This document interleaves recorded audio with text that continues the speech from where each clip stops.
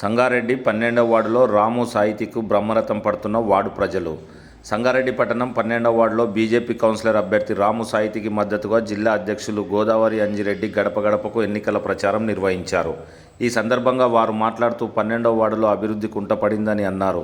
Congress BRS ప్రభుత్వాలు గతంలో ఎలాంటి అభివృద్ధి పనులు చేయలేదని, వార్డులో ప్రతి పని కేంద్ర ప్రభుత్వ నిధులతోనే జరుగుతాయని, కావున 12వ వార్డు ప్రజలు రాము సాహితీని కౌన్సిలర్గా గెలిపిస్తే కేంద్ర ప్రభుత్వం సహకారంతో ఎంపీ ఎమ్మెల్సీ నిధులతో ఆదర్శ వార్డుగా తీరుస్తామని అన్నారు. ప్రచార కార్యక్రమంలో బీజేపీ నాయకులు, కార్యకర్తలు, కాలనీవాసులు పాల్గొన్నారు.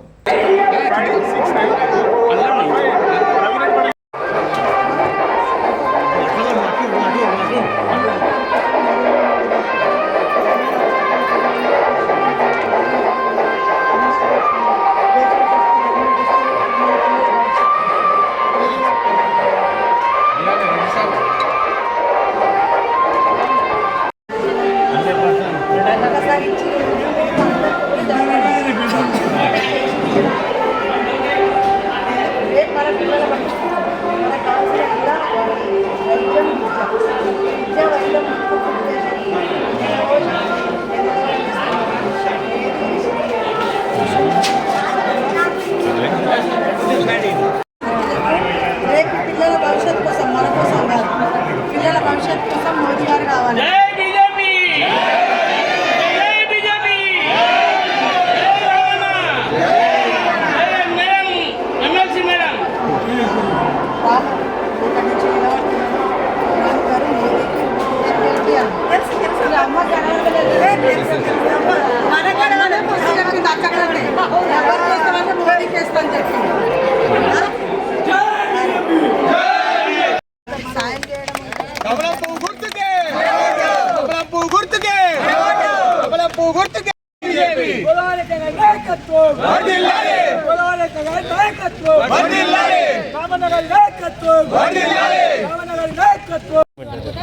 మన భవిష్యత్తును మనమే కాబట్టి వాళ్ళందరూ కూడా అవేర్నెస్ కొట్టున్నారు.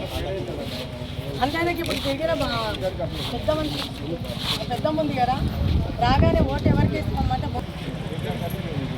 కమలం పువ్వు గుర్తుకే, గుర్తుకే, గుర్తుకే, కమలం పువ్వు గుర్తుకే. జై బీజేపీ, జై బీజేపీ. 12వ వార్డు బీజేపీ అభ్యర్థిగా నేను నిలబడుతున్నాను. నా పేరు రాము సాహితీ. 12వ వార్డు అభ్యర్థిగా నిలబడుతున్నాను. ఈ 12వ వార్డులో చూసుకున్నట్టయితే గత ప్రభుత్వం చేసిన అభివృద్ధి పనులు ఏం కనబడడం లేదు. ఎందుకంటే మన సంగారెడ్డిలో 38 వార్డులో అత్యుత్తమైన వార్డు 12వ వార్డు.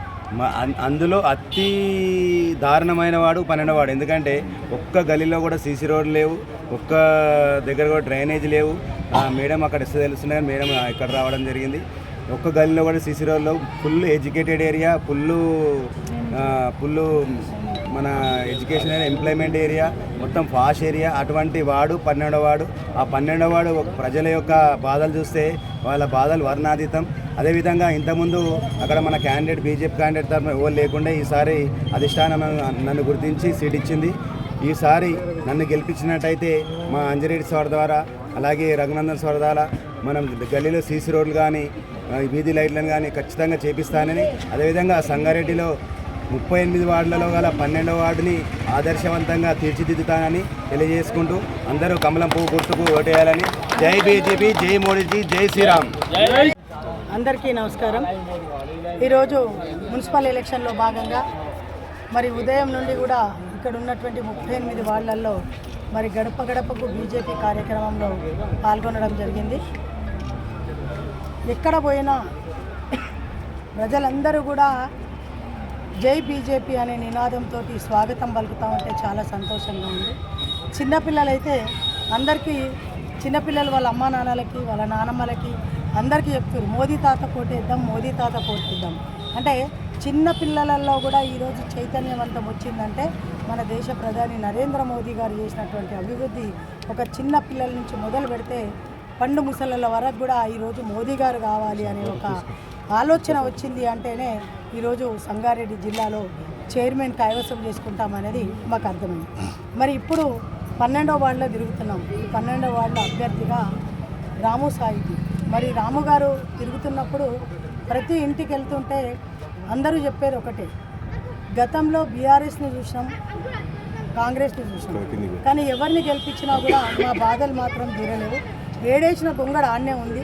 ఒక రోడ్లు రాలేవు, డ్రైనేజీస్ వ్యవస్థ రాలేదు, ఒక వీధి లైట్లు లేవు, ఏది కూడా సక్రమంగా లేకుండా ఈరోజు గుంతలు పడ్డటువంటి రోడ్లలో నైటు లేట్ అయితే వస్తుంటే గుంతలలో పడి మరి పిల్లలకు దెబ్బలు తాకడము, చిన్న యాక్సిడెంట్లు కావడం కూడా అవుతున్నాయని చెప్పి మరి ఇప్పుడు తిరుగుతూ ఉంటే అందరూ కూడా చెప్తున్నారు.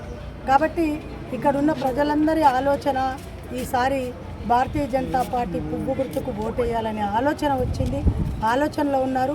తప్పకుండా ఈ వార్డు నుండి మా అభ్యర్థి రాము గారు 100% గెలుస్తున్నారు. గెలుపుని ఎవరు ఆపలేరు, కానీ 2 రోజులు 3 రోజులు గడిచిన కొద్దీ అటు బీఆర్ఎస్ వాళ్ళు ఇటు కాంగ్రెస్ వాళ్ళు ఓటుకు నోట్లను ఇంకొక బెదిరింపులో ఇంకొక దాంతో ముందుకు వస్తారు. కాబట్టి మీరందరూ కూడా జాగ్రత్తగా ఉండండి. ఒకటే అడగండి, గత బీఆర్ఎస్ ప్రభుత్వం చేసింది ఏదన్నా ఉంటే చెప్పి ఓటు అడగమనండి. లేదు ఇప్పుడు 2 సంవత్సరాల నుంచి కాంగ్రెస్ అధికారంలోకి వచ్చింది, 2 సంవత్సరాల నుంచి వాళ్ళు చేసినటువంటి అభివృద్ధి ఏంది, ఇచ్చినటువంటి సంక్షేమ పథకాలను ఎక్కడ అమల్లో చేసిరు, అవి ఏమన్నా అమల్లో చేస్తే ఓటు అడగమని మీరందరూ కూడా చెప్పాల్సినటువంటి అవసరం ఉంది. ఒకటే చెప్పండి, ఓటర్స్ దగ్గరకు వచ్చినప్పుడు మీరు ఇస్తానన్న తులం బంగారం మా పిల్లలకి ఇస్తే ఓటు అడగండి. కాలేజ్ స్టూడెంట్స్కి స్కూటీ ఇస్తున్నారు, ఎవరికన్నా స్కూటీ ఇస్తే ఓటు అడగమనండి, ఓటు వేయండి. రైతులకు రైతు బంధు అన్నారు, రుణమాఫీ అన్నారు, ఇస్తే ఓటు వేయమని అడగండి. అదేవిధంగా ఈరోజు రేషన్ బియ్యం అనేది మోదీ గారు ఇచ్చినది, వాళ్ళు కాదు కూడదు అంటే ఎక్కడన్నా చర్చలకు సిద్ధమో అడగండి. ఇట్లా చెప్పుకుంటూ పోతే అనేకంగా ఉన్నాయి. కాబట్టి ఎవ్వరు చేసింది ఏం లేదు, అరిచేతిలో వైకుంఠం చూపించడం తప్ప చేసింది ఏమీ లేదు. కాబట్టి రాబోయే రోజులలో కూడా ఇప్పటికీ కూడా ఇంతో అంతో రోడ్లు బాగున్నాయన్న అది మోదీ గారి 14-15 ఫైనాన్స్ కింద వచ్చినటువంటి నిధులతోటే ఇంత మాత్రం రోడ్లు అయినాయి. అక్కడ వెలుగుతున్నటువంటి బల్బు ఏదైనా ఉంది అంటే అది మోదీ గారి పుణ్యమా అంటూ వచ్చిందే. ఇక్కడ ఏమైనా శ్మశాన వాటికలు కట్టించారన్నా, రైతు వేదికలు కట్టించారన్నా, లేదంటే హరితారం కింద చెట్లన్నా, రేషన్ బియ్యం అయినా ఏవైనా కూడా మోదీ గారు ఇచ్చినటువంటివే. మోదీ గారి 14-15 ఫైనాన్స్ కింద వచ్చినటువంటి నిధులతోటే సాధ్యమైంది. కాబట్టి ఈరోజు ప్రజలందరూ కూడా ఒక ఆలోచనలో పడ్డారు. ఇంతకుముందు భారతీయ జనతా పార్టీకి ఒక బలం లేకుండే అని అనుకున్నారు. ఎప్పుడైనా కూడా మా అభ్యర్థులు పోతే మీకెవరున్నారు, మీకెవరు సపోర్ట్ ఉంది, మేము ఓటేసి గెలిపిస్తాను. ఈరోజు వాళ్ళకి 2 భుజాలుగా కుడి ఎడమ లెఫ్ట్ అండ్ రైట్గా ఒక ఎంపీ గారు ఉన్నారు, ఎమ్మెల్సీ గారు ఉన్నారు. దేశ ప్రధాని నరేంద్ర మోదీ గారి అభివృద్ధి పథకంలో ముందుకు వెళ్తుంది. కాబట్టి అందరూ కూడా ఆశీర్వదిస్తారు. అదే బలం, అదే బలగం అని చెప్పుకుంటూ మీరు ఓటు అడిగి ఓటు వేస్తున్నారు. ఓటు వేసి గెలిపించాలి. గెలిపించిన తర్వాత రాము గారితో పాటు ఒక జిల్లా అధ్యక్షురాలుగా జిల్లా పార్టీ తరఫు నుండి నేను కూడా ఉండి వారికి ఫండ్స్ వచ్చే విధంగా చూస్తాం, ముందుకు వెళ్తాం, అభివృద్ధిని చేస్తాం, ముందుకు ఉంటామని చెప్పి తెలియజేసుకుంటూ జై హింద్, జై భారత్.